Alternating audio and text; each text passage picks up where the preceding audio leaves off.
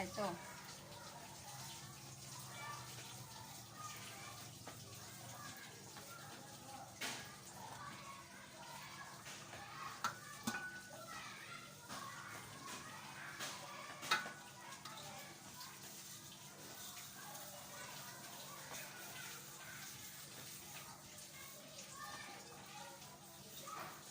เพื่อสุขภาพเนาะ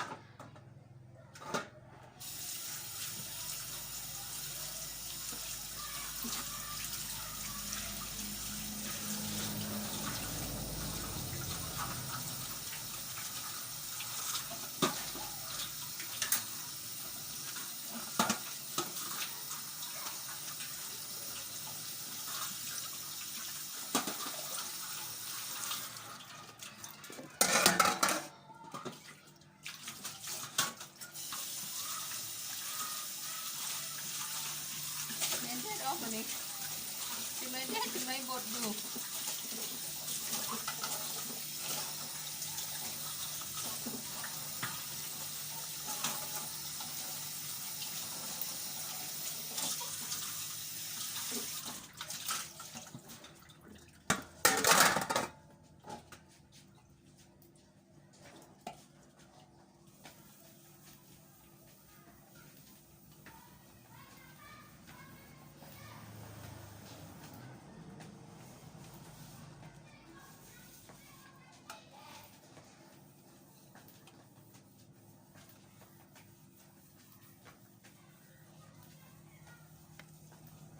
ลองเฮ็ดเบิ่งเด้อพี่ๆน้องๆได้ผลดีเกินคาดเลย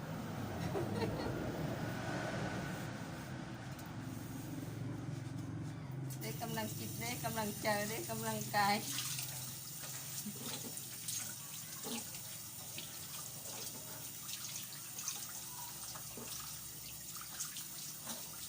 ก็คู่กับการ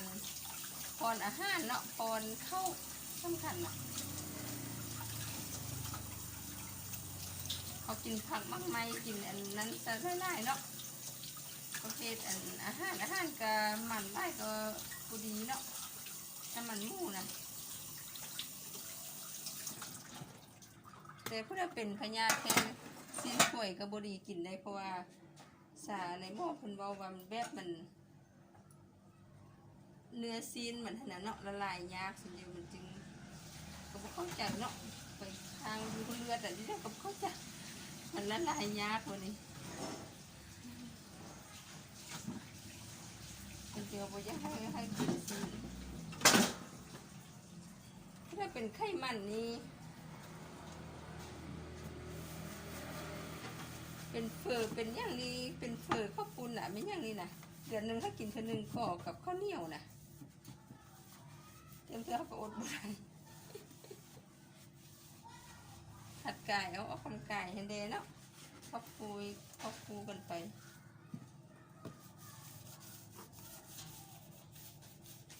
ประเภทแป้งคุณวัน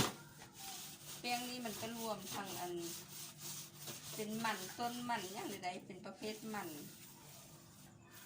เนาะทาดแป้งนะทาดแป้งกับน้ำตาลสำคัญนะ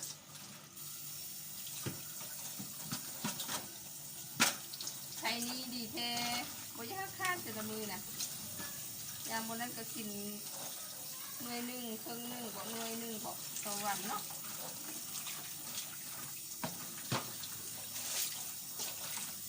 ไข่ปลาเนาะ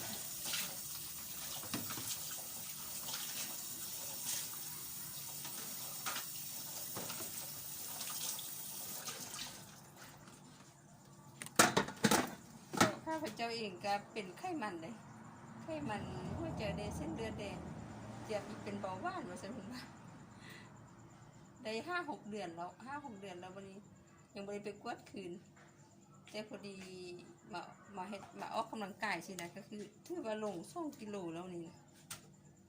จะไปกวดคืนบ่ฮู้ว่าเป็นได้เนาะเขาออกกำลังกายแล้วเขาก็พรอาหารแดงพรเข้าเนาะต้องขันละพรเข้าเจออาหารทึกเจอจะมาพรบ่ได้บ่ได้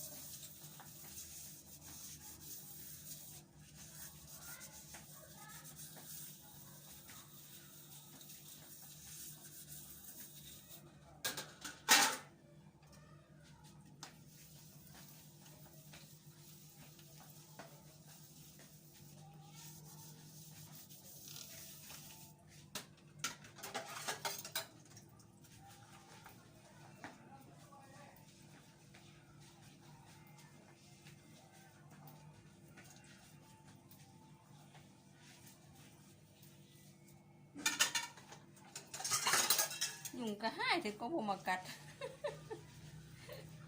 มันบ่ทันกัดเนาะตีนเขาย้ายบอนอยู่นี่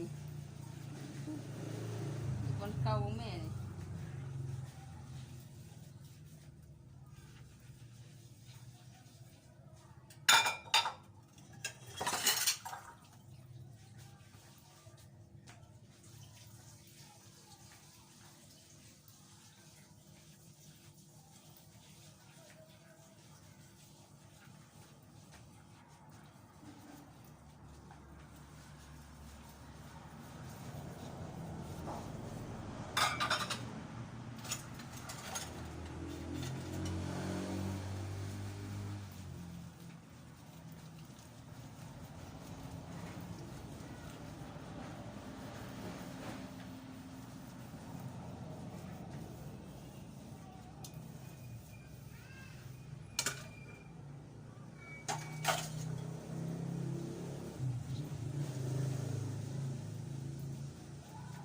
บ่ฮู้เมื่อยเด้อพี่น้อง